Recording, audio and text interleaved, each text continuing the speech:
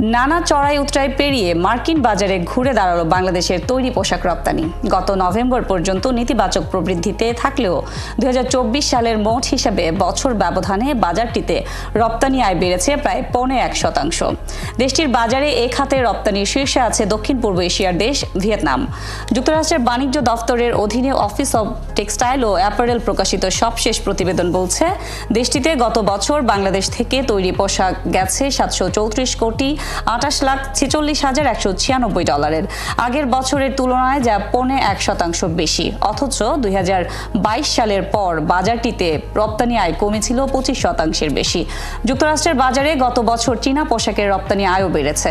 গত বছরের শেষ 4 মাসে যুক্তরাষ্ট্রের বাজারে তৈরি পোশাক রপ্তানিতে বড় প্রবৃদ্ধি অর্জন করেছে বাংলাদেশ। এর মধ্যে গত বছরের ডিসেম্বরে রপ্তানি করেছে 58 কোটি ডলারের তৈরি পোশাক, যা 2023 সালের ডিসেম্বরের তুলনায় 18.36% বেশি।